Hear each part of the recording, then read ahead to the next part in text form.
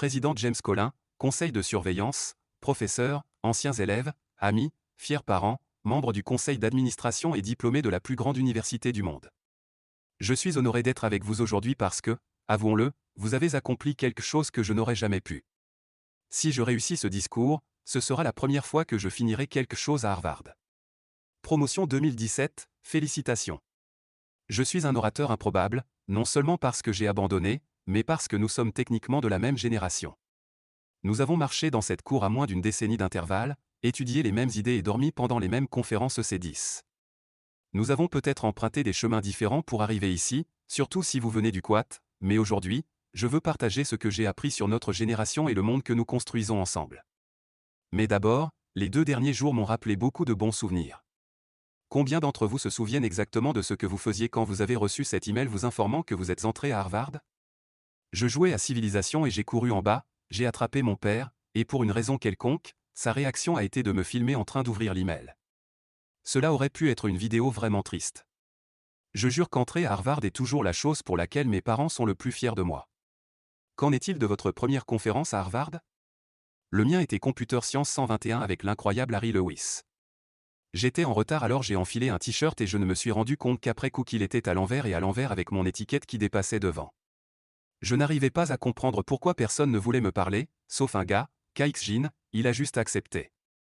Nous avons fini par résoudre nos problèmes ensemble, et maintenant il dirige une grande partie de Facebook. Et ça, classe de 2017, c'est pourquoi vous devriez être gentil avec les gens. Mais mon meilleur souvenir de Harvard a été ma rencontre avec Priscilla. Je venais de lancer ce site web de blague FastMash, et le panneau d'annonce voulait me voir. Tout le monde pensait que j'allais me faire virer. Mes parents sont venus m'aider à faire mes valises. Mes amis m'ont organisé une fête de départ. Par chance, Priscilla était à cette fête avec son ami. Nous nous sommes rencontrés dans la file d'attente pour la salle de bain du clocher de Pfo, et dans ce qui doit être l'une des répliques les plus romantiques de tous les temps, j'ai dit « Je vais me faire virer dans 3 jours, alors nous devons aller vite à un rendez-vous ». En fait, n'importe lequel d'entre vous diplômés peut utiliser cette ligne. Je n'ai pas fini par me faire virer, je me suis fait ça. Priscilla et moi avons commencé à sortir ensemble. Et, vous savez, ce film donnait l'impression que FastMash était si important pour créer Facebook. Ce n'était pas le cas. Mais sans FastMash, je n'aurais pas rencontré Priscilla, et c'est la personne la plus importante de ma vie, donc on peut dire que c'est la chose la plus importante que j'ai construite de mon temps ici. Nous avons tous commencé des amitiés pour la vie ici, et certains d'entre nous ont même des familles. C'est pourquoi je suis si reconnaissant envers cet endroit. Merci Harvard. Aujourd'hui, je veux parler du but. Mais je ne suis pas ici pour vous donner le début standard pour trouver votre objectif. Nous sommes des millénaires. Nous essaierons de le faire instinctivement. Au lieu de cela, je suis ici pour vous dire que trouver votre but ne suffit pas. Le défi pour notre génération est de créer un monde où chacun a un but. L'une de mes histoires préférées est lorsque John F. Kennedy a visité le centre spatial de la NASA, il a vu un concierge portant un balai et il s'est approché et a demandé ce qu'il faisait. Le concierge a répondu « Monsieur Président, j'aide à envoyer un homme sur la Lune ». Le but est ce sentiment que nous faisons partie de quelque chose de plus grand que nous-mêmes, que nous sommes nécessaires, que nous avons quelque chose de mieux à faire. Le but est ce qui crée le vrai bonheur. Vous obtenez votre diplôme à un moment où cela est particulièrement important. Lorsque nos parents ont obtenu leur diplôme, le but est sûrement venu de votre travail, de votre église, de votre communauté. Mais aujourd'hui, la technologie et l'automatisation éliminent de nombreux emplois. L'adhésion aux communautés est en baisse. Beaucoup de gens se sentent déconnectés et déprimés et essaient de combler un vide.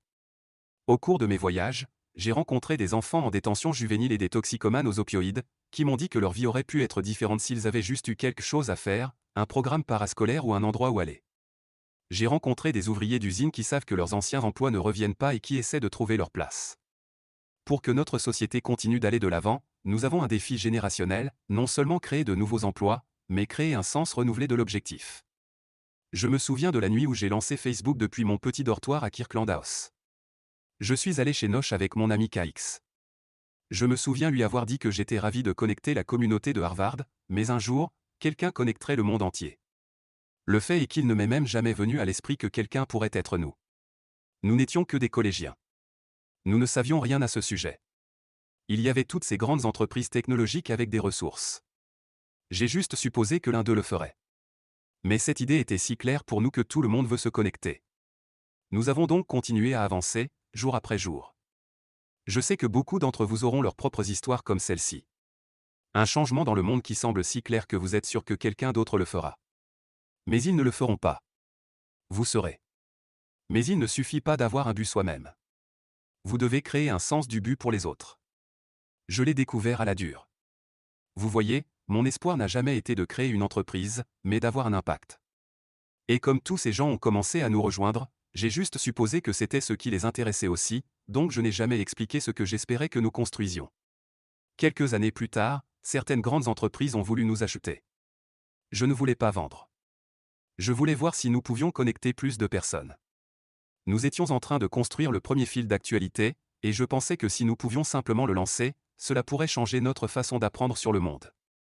Presque tout le monde voulait vendre. Sans un sens d'objectif supérieur, c'était le rêve de démarrage devenu réalité. Cela a déchiré notre entreprise. Après une discussion tendue, un conseiller m'a dit que si je n'acceptais pas de vendre, je regretterais ma décision pour le restant de mes jours. Les relations étaient si effilochées qu'en un an environ, chaque membre de l'équipe de direction avait disparu. Ce fut ma plus grande difficulté à diriger Facebook. Je croyais en ce que nous faisions, mais je me sentais seul. Et pire, c'était de ma faute. Je me demandais si j'avais tout simplement tort, un imposteur, un gamin de 22 ans qui n'avait aucune idée du fonctionnement du monde. Maintenant, des années plus tard, je comprends que c'est ainsi que les choses fonctionnent sans aucun sens d'un objectif supérieur. À nous de le créer pour continuer à avancer tous ensemble. Aujourd'hui, je veux parler de 3 façons de créer un monde où chacun a un but, en entreprenant ensemble de grands projets significatifs, en redéfinissant l'égalité pour que chacun ait la liberté de poursuivre un but, et en construisant une communauté à travers le monde. Commençons d'abord par de grands projets significatifs. Notre génération devra faire face à des dizaines de millions d'emplois remplacés par l'automatisation, comme les voitures et les camions autonomes. Mais nous avons le potentiel de faire beaucoup plus ensemble. Chaque génération a ses œuvres déterminantes. Plus de 300 000 personnes ont travaillé pour envoyer un homme sur la Lune, y compris ce concierge. Des millions de volontaires ont vacciné des enfants du monde entier contre la poliomyélite. Des millions d'autres personnes ont construit le barrage aux vers et d'autres grands projets. Ces projets n'ont pas seulement fourni un but aux personnes qui occupaient ces emplois, ils ont donné à tout notre pays un sentiment de fierté que nous pouvions faire de grandes choses. C'est maintenant à notre tour de faire de grandes choses. Je sais, vous pensez probablement, je ne sais pas comment construire un barrage, ou impliquer 1 million de personnes dans quoi que ce soit. Mais laissez-moi vous dire un secret, personne ne le fait quand il commence. Les idées ne sortent pas complètement formées. Ils ne deviennent clairs que lorsque vous travaillez dessus. Vous n'avez qu'à vous lancer. Si je devais tout comprendre sur la connexion des gens avant de commencer, je n'aurais jamais lancé Facebook. Les films et la culture pop se trompent. L'idée d'un seul moment Eureka est un mensonge dangereux. Cela nous fait nous sentir inadéquats puisque nous n'avons pas eu le nôtre. Cela empêche les personnes ayant des graines de bonnes idées de se lancer. Oh, vous savez quoi d'autre, les films se trompent sur l'innovation? Personne n'écrit des formules mathématiques sur du verre. Ce n'est pas une chose. C'est bien d'être idéaliste. Mais préparez-vous à être mal compris. Quiconque travaille sur une grande vision sera traité de fou, même si vous finissez par avoir raison. Toute personne travaillant sur un problème complexe sera blâmée pour ne pas avoir pleinement compris le défi, même s'il est impossible de tout savoir à l'avance. Quiconque prend l'initiative se verra reprocher d'aller trop vite, car il y a toujours quelqu'un qui veut vous ralentir. Dans notre société, nous ne faisons souvent pas de grandes choses parce que nous avons tellement peur de faire des erreurs que nous ignorons tout ce qui ne va pas aujourd'hui si nous ne faisons rien. La réalité est que tout ce que nous ferons aura des problèmes à l'avenir. Mais cela ne peut pas nous empêcher de commencer. Alors qu'attendons-nous? Il est temps pour nos travaux publics qui définissent notre génération. Que diriez-vous d'arrêter le changement climatique avant de détruire la planète et d'impliquer des millions de personnes dans la fabrication et l'installation de panneaux solaires? Que diriez-vous de guérir toutes les maladies et de demander à des volontaires de suivre leurs données de santé et de partager leur génome? Aujourd'hui, nous dépensons 50 fois plus pour soigner les personnes malades que pour trouver des remèdes afin que les gens ne tombent pas malades en premier lieu. Ça n'a aucun sens. Nous pouvons résoudre ce problème. Que diriez-vous de moderniser la démocratie pour que chacun puisse voter en ligne et de personnaliser l'éducation pour que chacun puisse apprendre? Ces réalisations sont à notre portée. Faisons-les tous d'une manière qui donne à chacun dans notre société un rôle.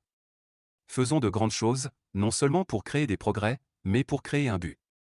Donc, entreprendre de grands projets significatifs est la première chose que nous pouvons faire pour créer un monde où chacun a un but.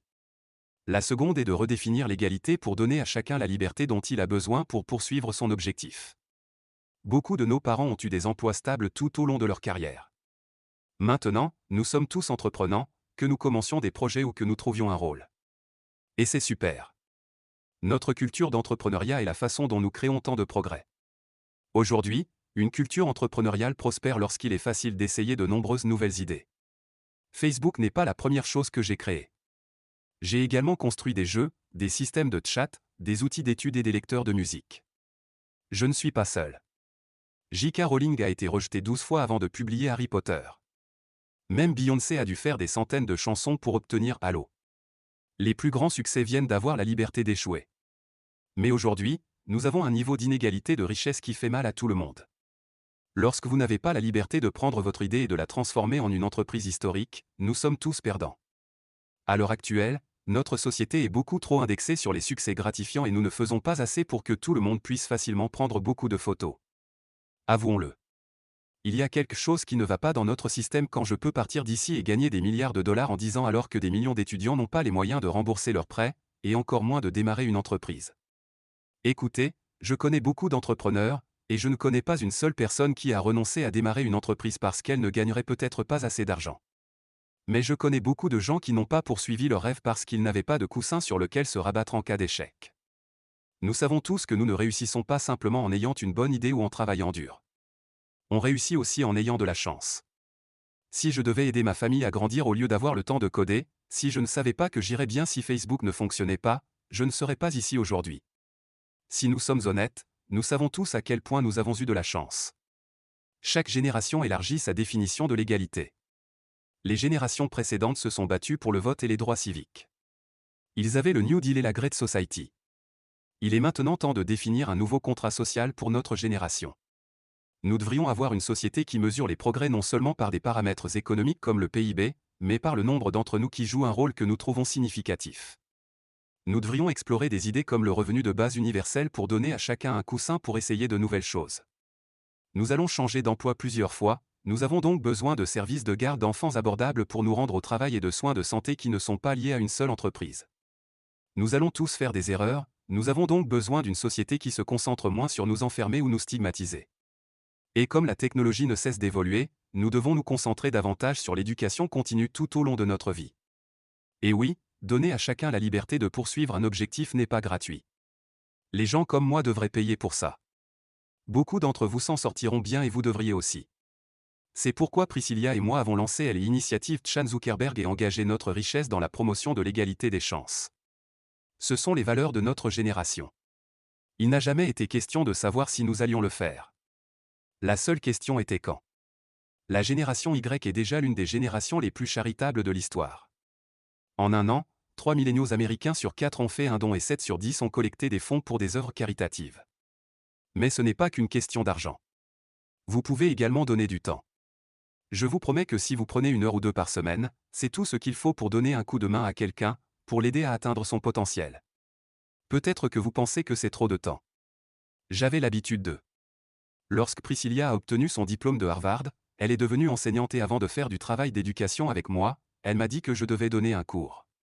Je me suis plaint, eh bien, je suis un peu occupé. Je dirige cette entreprise. Mais elle a insisté, alors j'ai enseigné un programme de collège sur l'entrepreneuriat au club garçons et filles local. Je leur ai enseigné des leçons sur le développement de produits et le marketing, et ils m'ont appris ce que c'est que de se sentir ciblé par sa race et d'avoir un membre de sa famille en prison. J'ai partagé des histoires de mon temps à l'école, et ils ont partagé leur espoir d'aller un jour à l'université aussi. Depuis 5 ans maintenant, je dîne avec ces enfants tous les mois. L'un d'eux m'a organisé avec Priscilla notre première baby shower. Et l'année prochaine, ils iront à l'université. Chacun d'entre eux. D'abord dans leur famille. Nous pouvons tous prendre le temps de donner un coup de main à quelqu'un. Donnons à chacun la liberté de poursuivre son objectif, non seulement parce que c'est la bonne chose à faire, mais parce que lorsque plus de gens peuvent transformer leur rêve en quelque chose de grand, nous en sommes tous meilleurs. Le but ne vient pas seulement du travail. La troisième façon de donner un sens à chacun est de créer une communauté. Et quand notre génération dit « tout le monde », nous entendons tout le monde dans le monde. Rapide à main levée, combien d'entre vous sont des à un autre pays? Maintenant, combien d'entre vous sont amis avec l'une de ces personnes? Nous parlons maintenant. Nous avons grandi connectés. Dans une enquête demandant aux milléniaux du monde entier ce qui définit notre identité, la réponse la plus populaire n'était pas la nationalité, la religion ou l'ethnicité, c'était les citoyens du monde. C'est un gros problème. Chaque génération élargit le cercle des personnes que nous considérons comme l'un de nous. Pour nous, il englobe désormais le monde entier. Nous comprenons que le grand arc de l'histoire humaine se penche vers des personnes se rassemblant en nombre toujours plus grand, des tribus aux villes en passant par les nations, pour réaliser des choses que nous ne pourrions pas faire par nous-mêmes. Nous comprenons que nos plus grandes opportunités sont désormais mondiales, nous pouvons être la génération qui met fin à la pauvreté, à la maladie. Nous comprenons que nos plus grands défis nécessitent également des réponses mondiales, aucun pays ne peut lutter seul contre le changement climatique ou prévenir les pandémies. Le progrès exige maintenant de se rassembler non seulement en tant que ville ou nation, mais aussi en tant que communauté mondiale. Mais nous vivons à une époque instable. Il y a des gens laissés pour compte par la mondialisation à travers le monde. Il est difficile de se soucier des gens dans d'autres endroits si nous ne nous sentons pas bien dans notre vie ici à la maison. Il y a une pression pour se replier sur soi. C'est le combat de notre temps. Les forces de la liberté, de l'ouverture et de la communauté mondiale contre les forces de l'autoritarisme, de l'isolationnisme et du nationalisme. Des forces pour le flux des connaissances, du commerce et de l'immigration contre ceux qui voudraient les ralentir. Ce n'est pas une bataille de nations, c'est une bataille d'idées. Il y a des gens dans chaque pays pour une connexion mondiale et de bonnes personnes qui s'y opposent. Cela ne se décidera pas non plus à l'ONU. Cela se produira au niveau local, lorsque suffisamment d'entre nous ressentiront un sens du but et de la stabilité dans nos propres vies que nous pourrons ouvrir et commencer à nous soucier de tout le monde. La meilleure façon d'y parvenir est de commencer à bâtir des communautés locales dès maintenant. Nous tirons tous un sens de nos communautés.